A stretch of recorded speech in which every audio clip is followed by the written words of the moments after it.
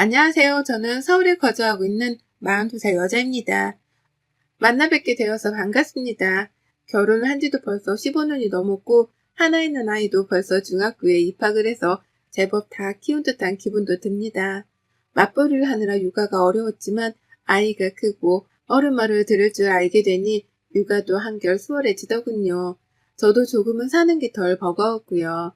하지만 이렇게 어려운 자리임을 무릅쓰고 사연을 보내보게 되었습니다. 제 사생활이 고스란히 노출이 되는지라 누가 알아들을까 먼저 걱정도 되는데요.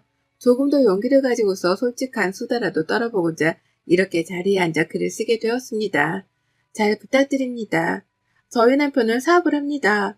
대단한 부자는 아니어도 시아버님, 증조 할아버님으로부터 물려받은 돈이 계속 쌓여져 있던 사람이었죠. 요즘 말로 하면 금수저 말입니다. 연애할 적에는 차도 없이 대중교통만 이용하며 데이트를 했고 제가 아르바이트 월급을 받아 프랜차이즈던 가게에 아이스크림 하나를 사주겠다고 하니까 좋아라 신나라 하더라고요. 그런 모습 때문에 이 사람이 돈이 많은 사람일 줄이라고는 정말 상상도 못했습니다. 결혼하겠다고 남편 사는 집을 처음 방문했을 때 알아차렸죠. 으리으리한 집으로 들어가길래 혹 이 집에서 숙박이라도 하며 일을 하는 건가 싶었는데요. 현관으로 들어가 정문을 통해 당당히 집에 입성하는 남편을 보고 그리고 옆에서 왔냐며 인사를 하는 가정부를 보며 알아차렸답니다. 이 사람이 돈이 많은 남자라는 걸 말이죠. 나쁠 것도 없고 좋을 것도 없었어요. 나빴다면 나와는 다른 세상의 사람인 것만 같은 남편이 조금은 부담스러웠다는 것이고 좋았다면 내가 사랑하는 사람이 돈도 많다고 하니 우리 미래에 가난으로 싸울 일은 없겠구나 생각했던 것이었습니다. 좋고 나쁨이 반반이었던 상태였지만 저를 끝까지 좋아라만 해준 남편의 일편단심 덕분에 결혼까지 할 수 있었어요. 그리고 저는 결혼을 하고 나서야 우리 결혼의 좋고 나쁨이 결국 반반이 아니라는 사실을 깨달았답니다. 알고 보니 좋음은 20%, 그리고 나쁨이 80%는 되는 결혼이었죠. 남편과 결혼하면서 걸린 조건이 하나 있었어요. 그건 바로 시부모님과 함께 사는 것이었습니다. 전 좋았어요. 결혼 준비를 하면서 시부모님이 꽤 제게 살가로이 잘 해주셨고 이렇게만 지낸다면 같이 살면서 더 친해지기만 할 줄 알았거든요. 무엇보다도 저는 친정엄마가 어릴 적 일찍 돌아가셨기 때문에 이런 일에 대해서 조언 따위도 구할 어른이 주변에 없었습니다. 시어머니와 함께 산다는 게 결코 쉽지 않은 일이라는 걸 말해줄 수 있을 만한 어른이 곁에 없었던 거죠. 그러니 좋은 게 좋은 거란 가벼운 마음가짐만 먹은 채로 학교 생활을 시작했어요. 제가 좀 이른 나이에 시집을 갔었는데 그 어릴 적부터 저는 바로 시어머니를 모시는 것과 동시에 임신과 출산을 하게 되며 아이의 엄마가 되었답니다. 그리고 곧이어 저는 맞벌이를 시작했어요. 부잣집으로 시집을 가서 아이를 낳고 잘 살기만 하면 되는 게 아니었냐고 놀라셨을 분들을 위해 말씀을 드리자면 저는 시어머니 때문에 100% 강제적으로 맞벌이를 시작하게 되었답니다. 당장 가지고 있는 것이라고는 대학 졸업장이 전부였던 저에게 갓 낳은 아이도 내버려 둔 채 밖에 나가 돈을 벌어오길 강요하셨거든요. 뭐가 뭔지 하나도 몰랐지만 어머님이 시키는 대로 했습니다. 당장 나가서 일을 시작하려니 유부녀의 아이까지 있는 저를 쉽게 받아주는 곳 없었고 겨우겨우 남편의 도움을 받아 남편 친구분이 일하는 회사에 격리로 들어갔어요. 남편 회사에 취업을 하면 안 되나 싶었는데 시어머니가 그건 또 죽어도 싫다더군요. 원래 와이프랑 한 직장에서 일하는 게 아니라면서 학을 때도 반대를 하셨답니다. 그러니 남편도 저를 취업시켜 주려다 되려 친구 직장에 소개를 시켜줘야만 했고 뭔가 상황이 우습게 돌아갔어요. 돈 많은 집안의 며느리가 취업을 구걸하는 꼴이었달까요? 하지만 전 괜찮았습니다. 내 통장에 내가 일한 만큼의 돈이 들어올 테니 그걸로 내 간식거리, 내 옷, 하다못해 내 아이 선물도 내 스스로 살 수 있겠다 싶었거든요. 밖에서 일하는 동안에 시어머니께서 아이를 또 돌봐주니 제가 체력적으로 힘들 것도 없었고요. 그런데 이게 좋은 게 결코 아니더라고요. 시어머니가 참 독하리만큼 저에게는 매정하셨답니다. 한 번은 이런 말씀을 하시더라고요. 돈 없는 며느리가 집에 들어온다길래 딱 하나만 따져봤다고요. 그래서 뭐냐고 물어보니 자신의 말을 잘 들을지 말지에 대해서만 따져봤다더라고요. 돈도 없고 백도 없는 주제에 시어머니 말까지 안 들으면 그건 고물단지나 다름없는 거라고 말입니다. 그래서 시험을 해보셨대요. 막 출산한 저한테 밖으로 나가 일을 하라고 시켜서 자신의 말을 잘 듣는지 안 듣는지를 확인해 봤다더군요. 그러니까 그 말은 곧 어머님이 저의 순종을 확인하기 위해서 억지로 안 해도 될 일을 하라고 하며 밖으로 떠미셨던 겁니다.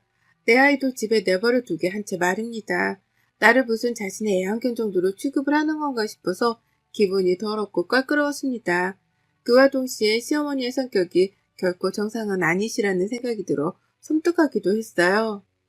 그리고 살면서 겪어보니 시어머니로부터 느꼈던 섬뜩함은 모두 다 사실이었답니다. 어머님은 늘 저를 시험하려고 하셨어요. 그냥 이렇게 해달라고 이런 걸 원한다고 말씀이라도 해주신다면 제가 당황스레 들어드렸을 텐데요. 절 늘 시험하려 하면서 경계하시더라고요. 마치 이 집안의 돈을 홀라당 빼먹어 가려는 돈 없는 도둑놈을 보듯이 절 경계하고 감시하고 또 확인하려 하며 지켜보셨답니다. 한밤중에 야식이 너무 고파서 라면 하나를 끓여 먹었더니만 그걸 가지고 일주일이 넘도록 왈가왈부를 하며 잔소리도 하셨죠. 라면을 멋대로 끓여 먹었다고 집안에서 일하는 가정부한테 제 흉을 보더라고요. 식탁 위에 먹으라고 놔둔 과일조차도 제가 손을 대려고 하면 도둑놈 바라보듯이 곁눈질을 주셨고 퇴근해서 집에 온 그 순간부터 저의 뒷꽁무니를 졸졸 따라다니며 감시 아닌 감시를 하셨답니다. 한 번씩은 제 방에 멋대로 들어와 서랍도 뒤지더라고요. 제가 말은 안 했지만 일하는 아주머니께 물어보면 꼭 아주머니 표정이 일그러지곤 했어요. 아주머님이 어머님이랑 짜고 뭔가 제 흉을 볼 때마다 나오는 표정이었죠. 그러니 저는 시어머니가 내 서랍을 뒤진 장본인이라는 걸 바로 눈치를 챘고요. 뭘 확인하려나 싶었지만 멈추지 않고 계속되었어요. 남편이랑 외식이라도 하고 오면 돈 아깝게 무슨 라고 하면서 꼭 돈이 아깝단 소리를 하셨고 저한테 새 옷이라도 보이면 무슨 돈이 있다고 라면서 또 돈 타령을 하셨답니다. 제가 일하고 받아온 월급은 꼬박꼬박 제 통장에 모아놓으면서 남편 생일, 시부모님 경조사 등 자잘한 곳에 썼었는데 그걸 가지고 시아버지께 흉을 보기도 하셨어요. 자기가 시켜서 취업을 시켜놨는데 그 월급을 자신한테 모두 다 가져오지를 않는다면서 말이죠. 내가 일해서 버는 내 돈인데 그 월급을 당연스레 받으려고 하더라고요. 돈도 많은 집안의 큰 어머님이면서 며느리한테서 그 적은 월급까지 받아가려 하다니 겪으면 겪을수록 정말 저하고는 맞는 것이 하나도 없는 분이셨답니다. 내가 뭘 어떻게 하더라도 나하고는 잘 지내려 할 생각조차 없는 분이시라는 걸 제법 일찍 깨우치고 살았어요. 그리고 그러던 중 저는 집안에서 큰 보물을 도난당하게 되었답니다. 벌써 8년이 된 일이네요. 앞서 저희 친정엄마가 일찍 돌아가셨다고 했는데요. 엄마가 돌아가시면서 제게 남겨주신 유품이 있었어요. 그건 바로 엄마가 외할머니로부터 받으셨던 목걸이였죠. 순금으로 된 체인에다가 펜던트로 작은 다이아몬드가 박혀있는 목걸이였습니다. 집이 절대로 유복한 집안은 아니었는데 저희 외할머니는 유복하셨거든요. 외할아버지한테 시집을 오시면서 가난히 발을 디디셨을 뿐 그 전까지는 아가씨 소리를 들으며 부잣집에서 사셨다 하셨습니다. 그때 할머니가 시집을 가면서 증조부님께 선물로 받은 목걸이라고 엄마가 말씀을 해주셨어요. 그게 저희 할머니 그리고 엄마한테는 가장 비싸고 예쁘고 값진 귀중품이었고 엄마는 그걸 하나뿐인 딸이던 저에게 물려주신 것이었어요. 저는 당연히 아깝고 다를까봐 무서워 목에 매달아 본 적도 없이 보석함에만 넣어두고만 살았고요. 시집을 오면서는 시댁에 들고 오긴 했는데 시어머니 하는 짓이 너무 무섭고 걱정이 되어 깊숙한 곳에 숨겨놨답니다. 안방 안에서도 저 혼자만 알 수 있는 안방 침대 매트리스 속에 말이죠. 안방 청소 자체를 하지 말아달라고 아주머님께도 부탁을 드려놨기 때문에 저 아니고서는 남의 침대 매트리스를 들어 올리면서까지 수색을 할 사람은 집안에 아무도 없었답니다. 그런데요, 그게 사라졌어요. 8년 전 딱 이맘때에 말이죠. 야근을 하고 집에 왔는데 저를 빼놓고 시어머니가 남편이랑 아이를 데리고 외식을 하러 나가셨더라고요. 당시 시아버지는 이미 돌아가신 후였는데요. 집안에 혼자 있고 우쩍한 것이 뭔가 기분이 그리 썩 좋지 못하던 와중에 침대 매트리스를 들쳐 올렸습니다. 그냥 그러고 싶었고 오랜만에 엄마가 남긴 유품 구경하며 엄마 생각이나 하려고 목걸이를 찾는데 아무것도 없는 광경에 간이 떨어져 버렸네요. 난리도 아니었어요. 그게 값으로 따지면 8년 전 800만 원 정도가 되는 거였거든요. 비싸고 귀여운 걸 아니까 저도 함부로 메고 다니지 못했던 목걸이였어요. 근데 그게 없어진 겁니다. 난리도 그런 난리가 없었습니다. 저는 집 나간 남편을 찾고 목걸이가 없어졌다고 온 집안을 헤집고 다녔어요. 그 큰 집을 남편이 올 때까지 혼자 뒤지고 삭히고 해가면서 난리도 아니었죠. 하지만 며칠에 걸쳐 찾으려 했던 엄마 목걸이는 결국 찾지를 못했고 그렇게 8년이 지났습니다. 저는 이미 경찰에 신고도 했었고 저희 아이한테도 묻고 일하는 직원한테도 조사를 하고 혹여나 도둑이 들었나 싶어 근처 집안의 CCTV도 뒤져가면서까지 찾으려 노력했어요. 하지만 결국 아무것도 건진 게 없었습니다. 정말 아무것도 찾지를 못했어요. 신고를 하고 어디서 나올까 싶어 고물상도 뒤지고 별별 짓을 다 했어도 건지지 못했어요. 당시 옆에서 저를 지켜보시던 시어머니는 그러시더라고요. 뭐 대단한 물건이라고 그렇게 신고하고 여러 사람들까지 힘들게 하면서 찾으려 하냐고 말이죠. 눈 하나 깜빡하지 않을지 냉정할 정도로 그리 말씀을 하셨답니다.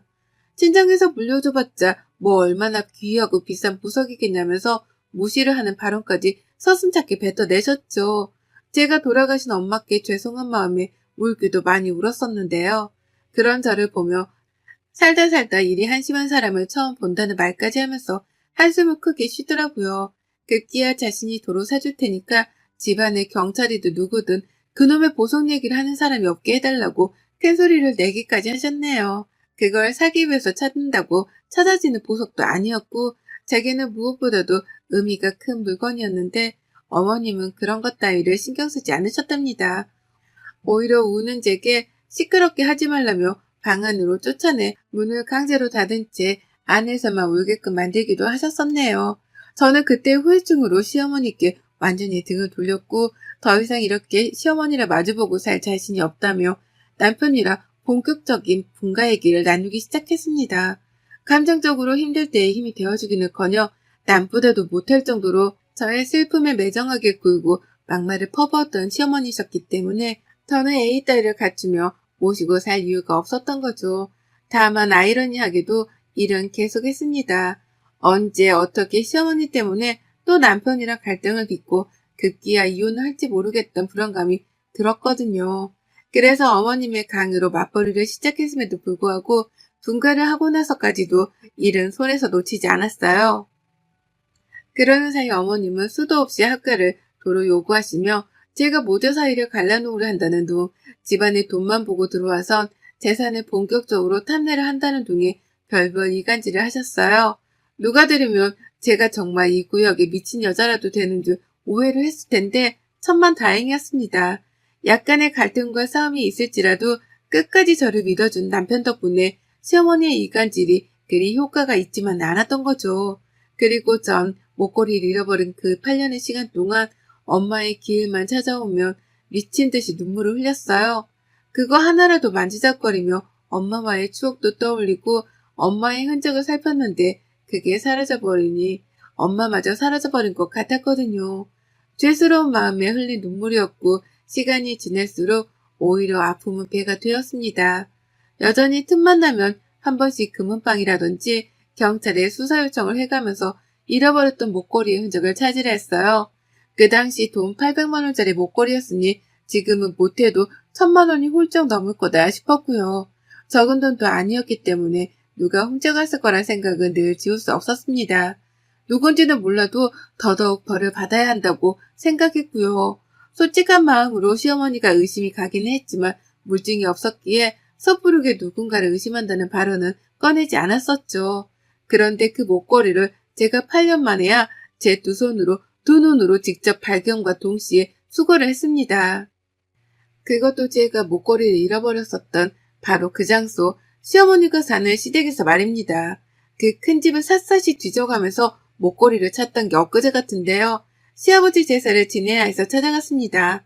그 집만 가면 목걸이 생각이 나서 너무 괴로웠고 사이가 좋지 않은 시어머니를 배워야 한다는 사실만으로 숨통이 끊기는 심정이었는데요. 남편의 아버지 제사고 시아버지께 저도 도리는 해야 한다 싶은 마음에 싫은 티만 조금 낼 뿐 찾아가긴 해야 했었어요. 그런데 그날 시어머니가 하필 아프셔서는 침대에서 일어나지를 못하시더라고요. 팔팔한 모습만 뵙다가 갑자기 나이 드신 분이 아프시다고 하니까 저도 별 수 없었습니다. 가서 물 한 잔이라도 따라드리고 죽이라도 갖다 드리며 챙겨는 드려야겠다 싶었네요.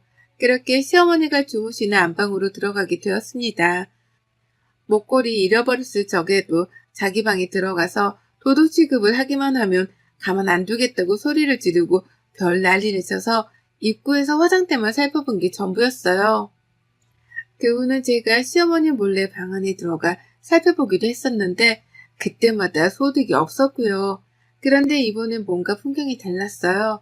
평소처럼 평범하게 걸려있는 벽 한가운데의 액자가 왜인지 너무 심하게 삐뚤어져 있더라고요. 그게 신경이 쓰였고 어머님한테는 죽을 가져다 드리다가 나눌 대화도 없고 뻘쭘했던 나머지 어머님을 대신해서 그림이라도 도로 멀쩡히 걸어드리고자 벽으로 갔습니다. 근데 그때 어머님이 뒤에서 절 붙잡으려 하시더라고요. 만지지 마! 라고 소리를 치면서 말이죠. 아파서 누워 계신 분 입에서 큼지막한 소리가 튀어나오니 어찌나 놀랬던지 몰라요. 그리고 그 말을 듣자마자 촉이 팍 왔죠. 왜 이 그림을 만지지 말라고 하는지, 이 그림 속에 보물단지라도 숨겨두신 건가 싶어서 그 잠깐 동안 오만 가지의 생각이 들었습니다.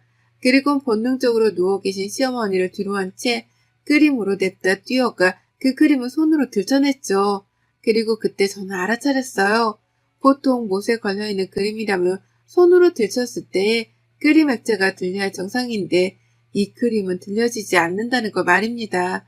그리고 나서 그림을 똑바로 걸어놓고서는 살며시 왼쪽으로 오른쪽으로 들춰내 보려고 하니 그제서야 그림이 들리더라고요. 네, 그 그림은 벽에 걸려있던 그림이 아니라 마치 책장을 펼쳐내듯이 그림 오른편이 벽과 완전히 고정이 되어 있던 일종의 문이었어요. 쿵쾅거리는 가슴을 뒤로 한 채 주저앉고 문을 열었습니다. 그 안에 누가 봐도 금고로 보이는 철문이 나왔고 저는 남편의 이름을 미친 듯이 불러가면서 문을 따르고만 했어요. 뒤에서 시어머니는 아픈 몸을 이끌고 저를 말리고자 침대에서 일어나기까지 하셨으나 노인네 힘이 저보다 셀 리는 없었습니다. 저는 그림 속 금고 앞에 서서 자리를 지켰고 제 외침에 달려온 남편조차도 금고의 존재를 미처 몰랐었는지 시어머니와 금고를 번갈아 보면서 어쩔 줄 몰라 했어요. 이게 도대체 뭐냐고 어떻게 발견을 한 거냐면서 질문을 막 던져내더니만 결국 시어머니께 직접 비밀번호까지 물어봤죠. 남편도 예상을 했던 겁니다. 금고 속에 내가 도난을 당했었던 그 목걸이가 있을지도 모른다는 예상을 말입니다. 시어머니는 필사적으로 비밀번호를 알려주지 않으려고만 하셨지만 저는 필사적으로 그 문을 열겠다며 급기야 집안에서 망치까지 찾아와서는 그 문을 두드려댔어요. 정말 공장바닥이 따로 없었습니다. 망치의 벽 망가지는 소리가 너무나 요란스러웠고 시어머니는 이제라도 겁이 나는지 그러지 말라고 벌써부터 옆에서 싹싹 빌더라고요. 보통 같으면 제가 왜 그러냐면서 제 흉만 보셨을 뿐인데 웬일로 저를 타이르라는 듯 말려가면서 금고를 사수하려 한 겁니다. 하지만 곧 그 금고문을 열렸어요. 어떻게 열었냐고요? 저희 애가 들어와서는 비밀번호를 눌러보라 하더라고요. 그래서 남편이 별 생각 없이 시어머니 생년월일 6자리 수를 눌렀는데 실패를 했고 그 후 바로 자기 생년월일 6자리 수를 눌렀는데 또 실패를 했습니다. 그래서 제가 혹여나하는 마음에 남편 생일로만 4자릿수를 눌렀는데요. 문이 열리더라고요. 그리고 그 안에는 누가 봐도 내 엄마 목걸이만 들어있던 보석함으로 추정이 되는 시뻘건 벨벳의 보석 상자가 있었답니다. 그걸 동시에 발견한 남편과 저는 누가 먼저라 할 것도 없이 보석함을 끄집어냈고 저는 그 속에 든 우리 엄마 목걸이를 8년 만에 다시 발견해내며 꺼이꺼이 울었어요. 이게 왜 여기 있어? 여기 있었는데 그것도 모르고 사방팔방을 찾아다니며 죄책감이 살았네. 엄마. 라면서 쉬지도 않고 울다가 숨이 넘어가는 줄 알았습니다. 남편은 미안함에 몸둘 바를 몰라하며 시어머니 노려봤고 아파서 누워있다가 저에게 매달리며 금고를 사수하려 한 시어머니는 벌써 도망을 나가고 안 계셨어요. 저는 한참을 더 울고 목걸이를 끌어안다가 남편이랑 시아버지 제사도 안 지는 채로 집을 나섰고요. 다음날 바로 경찰에 신고를 했습니다. 8년 전 도난 신고를 했던 그 물건을 도로 찾았다고 도둑년을 어떻게 처벌할 수 있냐면서 말이죠. 아쉽게도 절대죄로 시어머니를 처벌시킬 수는 없었습니다. 이게 유효기간이 있는데 8년이면 그 유효기간을 넘겼다더라고요. 내 귀한 물건을 훔친 장본인을 주인이 벌 주려 하는데 유효기간이 있다고 하는 사실에 화가 치밀어 올랐어요. 하지만 별 수 없다 싶었고 그럼에도 불구하고 어머님을 벌 주겠다 결심했답니다. 그래서 다른 거 필요 없이 경찰분께 저희 시어머니를 경찰서로 불러만 달라 애원했어요. 절도된 목걸이를 찾았는데 서로 나와주셔야겠다는 그 한마디만 말이죠. 제가 꼭 한 번씩 경찰서에 찾아와 그 목걸이의 행방을 묻고 찾고 다녔는지라 이 서안에서는 저를 모르는 사람이 없었습니다. 그래서인지 경찰분도 저를 너무 딱하게 바라봐 주시면서 응해주시더라고요. 그냥 단순히 목걸이를 찾았고 서로 놔달라는 말만 해주신 거죠. 그리고 있는 시어머니께서는 버선발로 서에 뛰어오셨어요. 자신을 잡아가기라도 하는 줄 아시는 건지 돌아오자마자 저 멀리 서 있던 저를 발견하고서는 저한테로 곧장 달려오시더라고요. 합의금으로 주려고 하신 건지 가방 안에는 현금 다발까지 챙겨져 있었고 어머님은 밑도 끝도 없이 그 현금들을 건네시며 애원을 하셨습니다. 훔치려고 한 게 아니라 자신이 집안에서 발견을 했는데 누가 가져갈까 싶어서 고이고이 보관을 해놓은 거라고 변명을 하시면서요. 자신이 훔치려고 한 게 아니라는 말만 되풀이를 하며 돈다발을 제게 넘기셨고 그래도 풀리지 않는 제 표정에 불안하셨는지 발을 동동 구르면서 한 번만 봐달라 손을 싹싹 비셨답니다. 전 아무것도 하지 않고 서 있기만 했는데 어머님은 도둑이 제발 저리듯이 스스로 찔려서는 애원하고 돈다발 건네주고 싹싹 빌기까지 하며 용서를 구하신 거죠. 그러다 그기야 스스로 예뻐 보여서 목걸이를 훔친 거라는 자백을 하시더라고요. 전 정말 아무 말도 하지 않은 채 경찰서에서 나서려는 시어머니를 무섭도록 노려본 게 전부였습니다. 근데 어머님은 돈 주고 봐달라 애원하다 자백까지 하시더니만 그기야 스스로 그 귀한 무릎까지 먼저 꿇으셨어요. 이 집에 시집와서 평생을 도둑 취급을 받으며 살았던 저였습니다. 밤에 야식 하나 먹는 걸 가지고도 자기 집안의 음식에 함부로 손을 댄 도둑마냥 취급을 당했던 저였죠. 유일하게 엄마가 남겨주신 귀하고 비싼 유품이었고 그걸 보며 위로를 받고 엄마를 그리워하기도 했습니다. 근데 그걸 시어머니가 매트리스까지 들쳐내 훔쳐간 걸로도 모자라서는 그 긴 시간 동안 입을 꾹 다물고 계시다니 이제서야 돈다발을 건네며 싹싹 비시더라고요. 만감이 교차했고 사는 게 뭔가 싶어 혼동스러웠어요. 남편은 같이 죄스럽다며 저를 토닥인 채 고개만을 푹 숙였고 시어머니는 한 번 꿇은 무릎을 다시 펴기 힘드셨는지 그 자리에서 돌처럼 굳어버리셨습니다. 그리고 전 어머님을 무시하기로 했죠. 평생 지금 무릎 꿇은 스스로의 모습을 떠올리며 죄책감에 사실하고 그 사과도 안 받아줬습니다. 그냥 됐다는 말. 어머님 돌아가시면 제사는 안 차려드릴 테니 제사밥 얻어먹을 생각은 안 하시는 게 좋을 거라는 악담만을 남기고 일어서시라는 말도 없이 먼저 자리를 나와버렸답니다. 어차피 법적 조치를 하지 못해 아쉬운 와중이었는데 먼저 돈도 건네주고 무릎도 꿇으시니 더 복수할 필요는 없었던 거죠. 그냥 그 수치심을 그대로 안고 사시길 바라며 용서한단 말 따위도 없이 어머님을 버려두고 경찰서를 빠져나왔네요. 그날 하루 종일 목걸이를 찾았다는 생각에 가슴이 후련스러우면서도 시어머니의 굴욕을 떠올리며 몇 번이고 환호를 질렀던 것 같습니다. 그리 못되게 살더니만 노년에 꼴 좋다면서 말이죠.